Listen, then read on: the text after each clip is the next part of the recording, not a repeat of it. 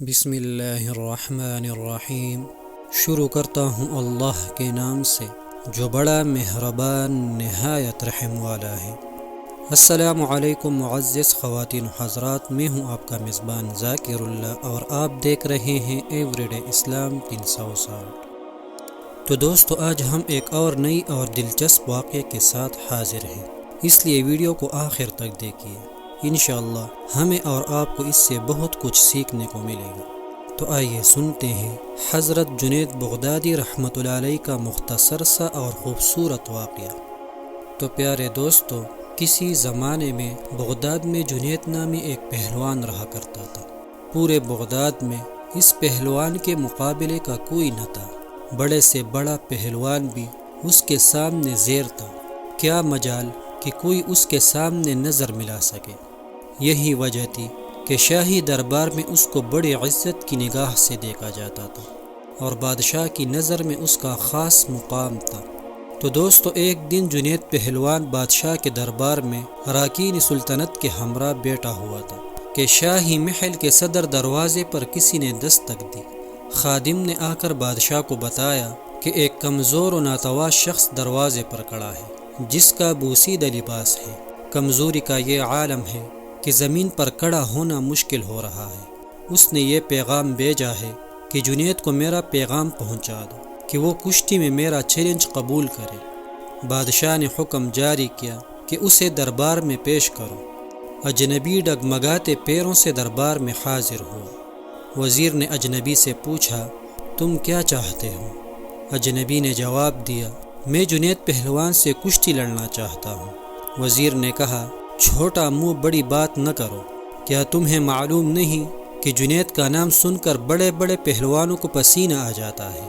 پورے شہر میں اس کے مقابلے کا کوئی نہیں، اور تم جیسے کمزور شخص کا جنید سے کشتی لڑنا تمہاری ہلاکت کا سبب بھی ہو سکتا ہے۔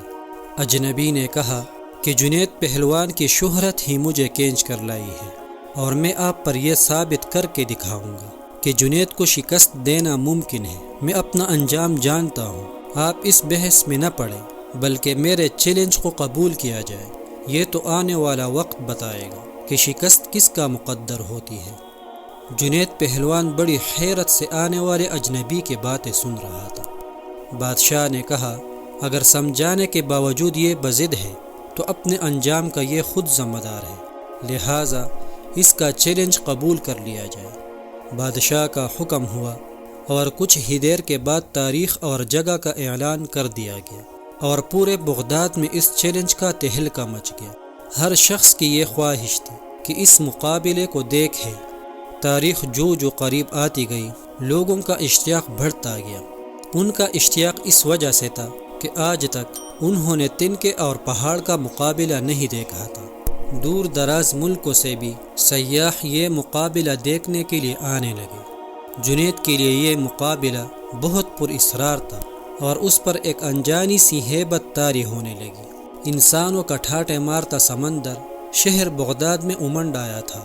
جنید پہلوان کی ملک گیر شہرت کسی تعارف کی محتاج نہ تھی۔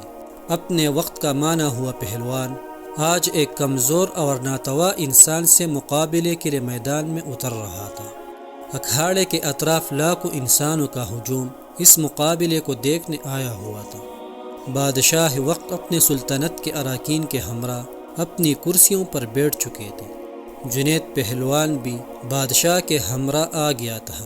سب لوگوں کی نگاہیں اس پر اسرار شخص پر لگی ہوئی تھی، جس نے جنید جیسے نامور پہلوان کو چیلنج دے کر پوری سلطنت میں تہلکہ مچا دیا تھا۔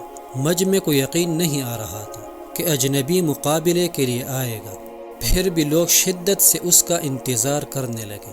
جنید پہلوان میدان میں اتر چکا تھا۔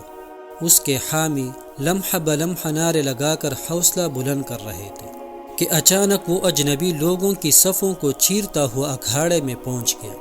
ہر شخص اس کمزور اور ناتواں شخص کو دیکھ کر حیرت میں پڑ گیا کہ جو شخص جنید کی ایک پھونک سے اٹھ جائے، اس سے مقابلہ کرنا دانشمندی نہیں۔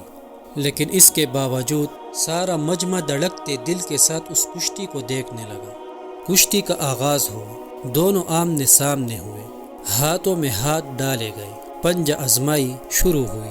اس سے پہلے کہ جنید کوئی داؤ لگا کر اجنبی کو زیر کرتے۔ اجنبی نے آہستہ سے جنید سے کہا، اے جنید ذرا اپنے کان میرے قریب لا، میں آپ سے کچھ کہنا چاہتا ہوں۔ اجنبی کے باتیں سن کر جنید قریب ہوا اور کہا، کیا کہنا چاہتے ہو؟ اجنبی بولا، اے جنید میں کوئی پہلوان نہیں ہوں، زمانے کا ستایا ہوا ہوں، میں آل رسول صلی اللہ علیہ وسلم سے ہوں اور سید گھرانے سے میرا تعلق ہے۔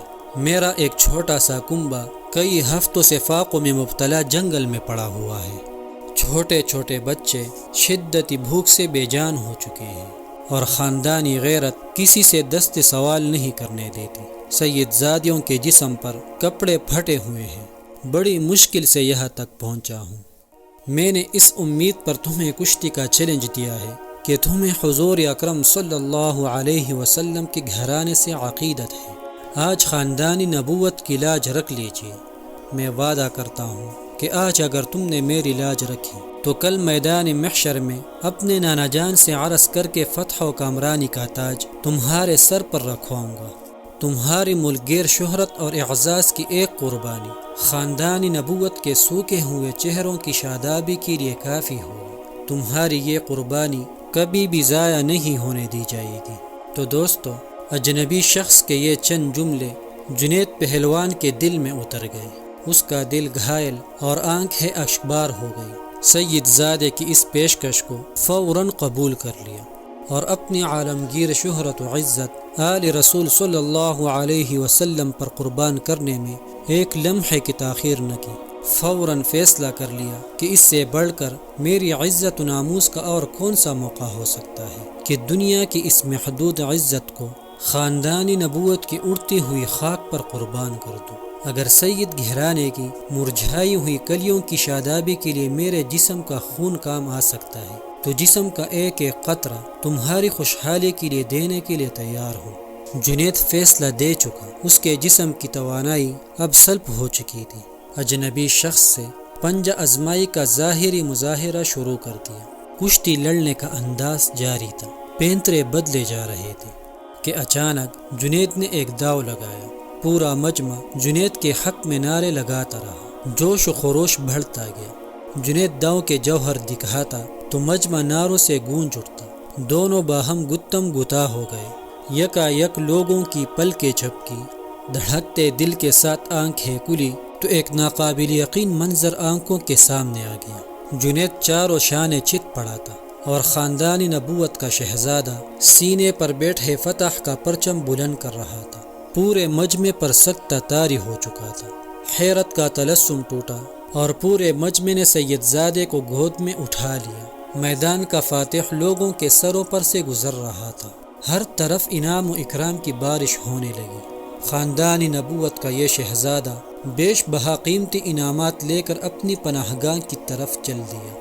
اس شکست سے جنید کا وقار لوگوں کے دلوں سے ختم ہو چکا تھا۔ ہر شخص انہیں حقارت سے دیکھتا گزر رہا تھا۔ زندگی بھر لوگوں کے دلوں پر سکہ جمانے والا آج انہی لوگوں کے طعنوں کو سن رہا تھا۔ رات ہو چکی تھی، لوگ اپنے اپنے گھروں کو جا چکے تھے۔ عشاء کی نماز سے فارغ ہو کر جنید اپنے بستر پر لیٹا۔ اس کے کانوں میں سید زادے کے وہ الفاظ بار بار گونجتے رہے کہ آج میں وعدہ کرتا ہوں، اگر تم نے میری لاج رکھی تو کل میدان محشر میں اپنے نانا جان سے عرض کر کے فتح و حکمرانی کا تاج تمہارے سر پر رکھواؤں گا۔ جنید سوچتا، کیا واقعی ایسا ہوگا؟ کیا مجھے یہ شرف حاصل ہوگا کہ حضرت محمد صلی اللہ علیہ وسلم کے ہاتھوں سے یہ تاج میں پہنوں؟ نہیں، میں اس قابل نہیں، لیکن خاندانی نبوت کے شہزادے نے مجھ سے وعدہ کیا ہے، آل رسول کا وعدہ غلط نہیں ہو سکتا۔ یہ سوچتے سوچتے جنید نیند کی آغوش میں پہنچ چکا تھا۔ نیند میں پہنچتے ہی دنیا کے حجابات نگاہوں کے سامنے سے اٹھ چکے تھے۔ ایک حسین خواب نگاہوں کے سامنے تھا اور گنبد خضرا کا سبز گنبد نگاہوں کے سامنے جلوگر ہوا، جس سے ہر سمت روشنی بکھرنے لگی۔ ایک نورانی ہستی جلوہ فرما ہوئی، جن کے حسن و جمال سے جنید کی آنکھیں خیرہ ہو گئی۔ دل کیف سرور میں ڈوب گیا۔ در و دیوار سے آوازیں آنے لگی، الصلاۃ والسلام علیک یا رسول اللہ۔ جنید سمجھ گئے یہ تو میرے آقا ہے جن کا میں کلمہ پڑھتا ہوں۔ فوراً قدموں سے لپٹ گئے۔ حضور اکرم صلی اللہ علیہ وسلم نے فرمایا، اے جنید اٹھو، قیامت سے پہلے اپنی قسمت کی سرفرازی کا نظارہ کرو۔ نبی زادوں کے ناموس کے لیے شکست کی ذلتوں کا انعام قیامت تک قرض رکھا نہیں جائے گا۔ سر اٹھاؤ، تمہارے لیے فتح و کرامت کی دستار لے کر آیا ہوں۔ آج سے تمہیں تقرب کے سب سے اونچے مقام پر فائز کیا جاتا ہے۔ تمہیں اولیاء کرام کی سروری کا اعزاز مبارک ہو۔ تو دوستو، ان کلمات کے بعد حضرت محمد صلی اللہ علیہ وسلم نے جنید پہلوان کو سینے سے لگایا، اور اس موقع پر حضرت محمد صلی اللہ علیہ وسلم نے حالت خواب میں جنید کو کیا کچھ عطا کیا، اس کا اندازہ لگانا مشکل ہے، لیکن اتنا اندازہ ضرور لگایا جا سکتا ہے کہ جب جنید نیند سے بیدار ہوئے تو ساری کائنات چمکتے ہوئے آئینے کی طرح ان کی نگاہوں میں آ گئی تھی۔ ہر ایک کے دل جنید کے قدموں پر نثار ہو چکے تھے۔ بادشاہ وقت نے اپنا قیمتی تاج سر سے اتار کر ان کے قدموں میں رکھ دیا تھا۔ بغداد کا یہ پہلوان آج سید الطائفہ سیدنا حضرت جنید بغدادی کے نام سے سارے عالم میں مشہور ہو چکا تھا۔ ساری کائنات کے دل ان کے لیے جھک گئے تھے۔ اللہ تعالی سے دعا کرتے ہیں کہ اللہ تعالی ہمیں حضور اکرم صلی اللہ علیہ وسلم کے صدقہ وسیلہ جلیلہ سے دین حق کی راہ پر چلنے کی توفیق عطا فرمائے اور ہمارا خاتمہ بالایمان فرمائے، آمین ثم آمین۔ تو دوستو، یہ واقعہ آپ کو کیسا لگا؟ اپنی قیمتی رائے سے ضرور آگاہ کریں۔ اگر آپ ہمارے چینل پر نئے ہیں تو چینل کو سبسکرائب کریں، ویڈیو اچھی لگی ہو تو لائک کریں، اور صدقہ جاریہ سمجھ کر اپنے دوستوں کے ساتھ شیئر کریں۔ اپنی صحت کا خاص خیال رکھیے، دعاؤں میں یاد رکھیے۔ ملتے ہیں اگلی ویڈیو میں۔ فی امان اللہ۔